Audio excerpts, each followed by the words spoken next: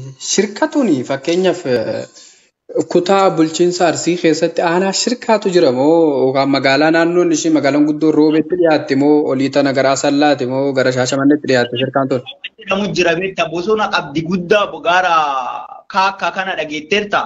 Gaara kaakkaa yaa. Bosona guddaa qabdi. Kuma Oromiyaatittuu beekama bosonni isii beektaa. Lafa san tarsiimoof ergaman garasi. Tole. Waraanaaf jecha jechuudha. Bakka sanatti erga dubbiin tun kaatee qaraa erga dubbiin tun kaatee wanna jedhanii itti roorrisu turan. Isatti jechuudha. Okay. Siigalee itti roorrisuu turanii garuu guyyama eeggatanii haala mijaa'aa eeggatanii isa dabarsan. Tole amma fakkeenyaaf akka odeeffannoon tokko jirutti namoonni inni waliin ajjeefame jira ijoollonni waliin ajjeefaman jiru wanta jedhamu wayii haasanii turan nam tokko akka odeeffannoo nama wal makaadha. Mi'aati waan kanarraa waan odeeffatte qabdaa? Guyyaa inni du'e san namni tokko wareegamne namni tokkoon ajjeefamne shugguu wanna dhukaasni takkan dhukaadha. Waraanni tokko hin jiru naannawa sani. Siigalee waraanni mootummaa guyyaa sanitti gonkumaa kan wal waraananii miti waraanni. Ijoollummaa waraana adda bilisummaa Oromoo keessatti hirmaattee lolaa turte isaanii wajjin qabsoorra turan warri Ustaz Kamaal Booliin ajjeefaman jiranii wanta jedhamu wayii kaasan beektaa?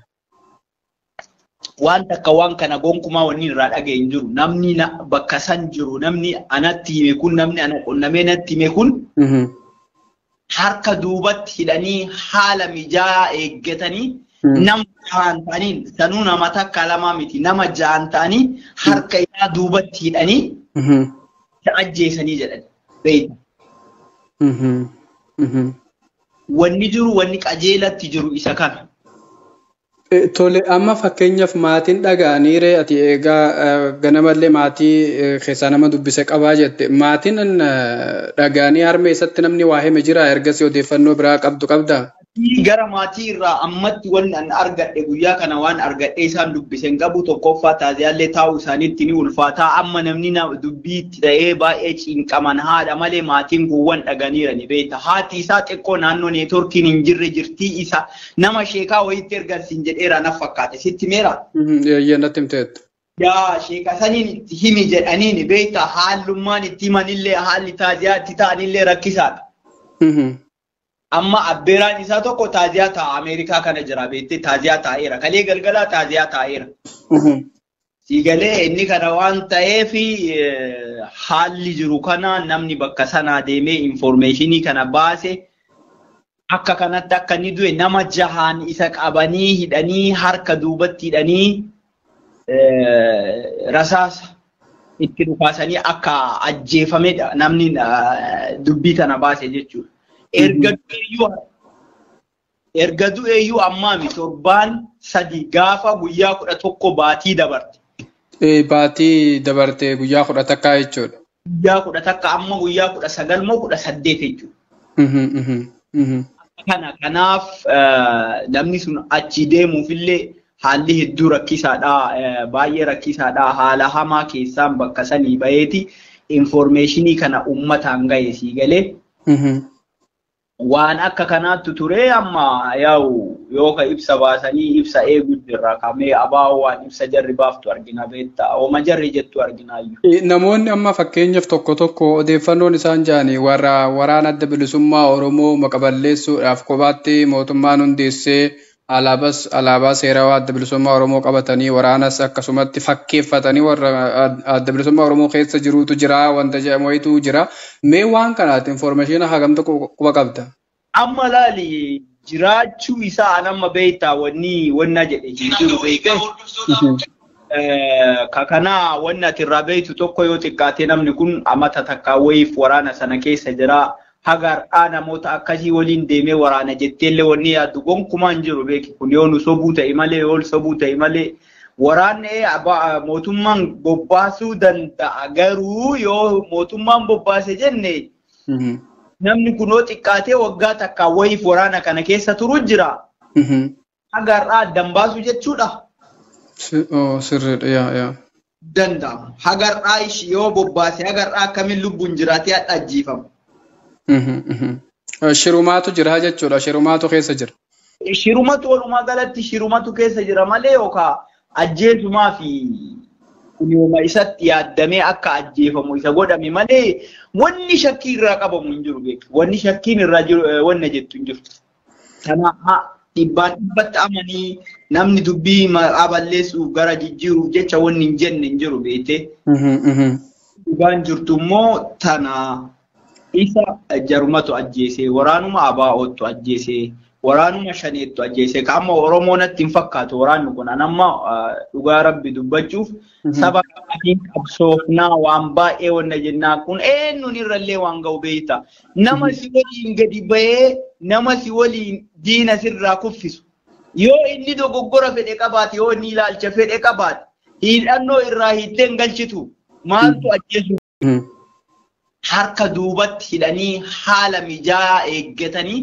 Nama jaan ta'aniin sanuu nama takka lama miti nama jaan ta'anii harka isaa duubatti hidhanii ajjeesanii jedhan beekta. Wanni jiru wanni qajeelatti jiru isa kana.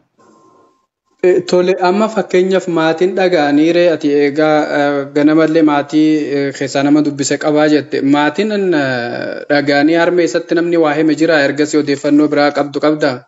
Gara maatii irraa ammatti waan an argadhe guyyaa kana waan argadhe isaan dubbisen qabu tokkoffaa taasiyaallee taa'uu isaaniitti ni ulfaataa amma namni dubbii itti ta'ee baay'ee cinqaman haadha malee maatiin kun waan dhaganiirani beekta. Haati isaa xiqqoo naannoo neetworkiin hin jirre jirtii isa nama sheekaa wayiitti ergansiin jedheera na fakkaate sitti meera. Natti himteettu.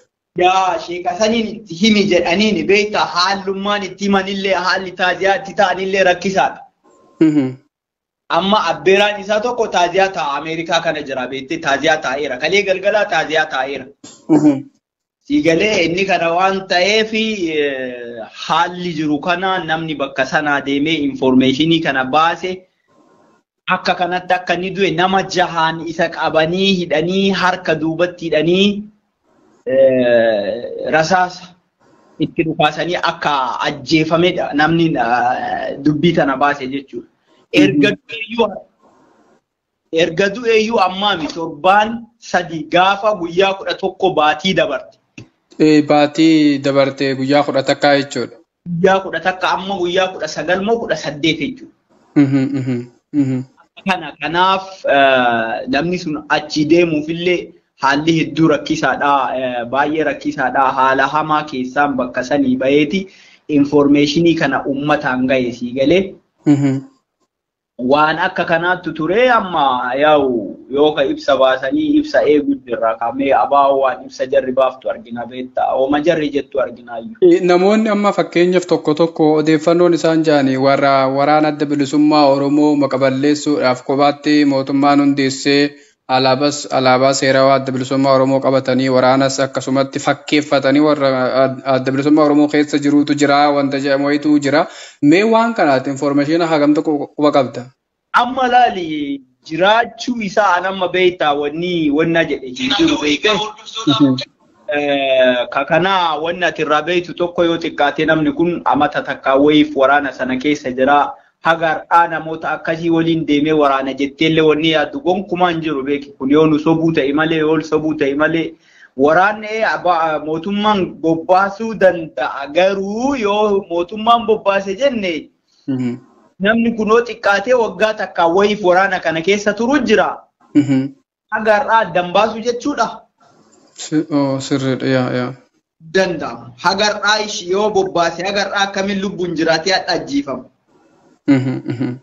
Shirumaatu jira jechuudha. Shirumaatu keessa jira. Shirumatu walumaa galatti shirumatu keessa jira malee yookaan ajjeesumaa fi kunyooma isatti yaaddamee akka ajjeefamu isa godhame malee wanni shakkii irraa qabamu hin jiru beeku. Wanni shakkiin irraa jiru wanna jettu hin jiru. Kanaaf dhibbaan dhibbatti amanii namni dubbii maqaa balleessuuf gara jijjiiruuf jecha wanni hin jenne hin jiru beekte. Dhibbaan jirtu immoo tana. Isa jarumatu ajjeesee waraanuma abaa'ootu ajjeesee waraanuma shaneettu ajjeesee amma Oromoo natti hin fakkaatu waraanni kun amma dhugaa rabbi dubbachuuf saba kamiin qabsoofnaa waan baay'ee wanna jennaa kun eenyuun irrallee waan ga'u beekta. Nama si waliin gadi bahee nama si waliin diina sirraa kuffisu. Yoo inni dogoggora fedhe qabaate yoo inni ilaalcha fedhe qabaate hidhannoo irraa hiitteen galchitu maaltu ajjeesuu geesse. Si waliin ajjeefamaa si waliin qabsaa'aa ture namni kun. Yaa obboleessa kiyya maaltu waan kana fide. Tole jaalduube ulfaadhu guddaa galatoome yeroo fursaa qabu sittan deebi'a ulfaadhu guddaa galatoome leenca kee. Galatoomi. Okay.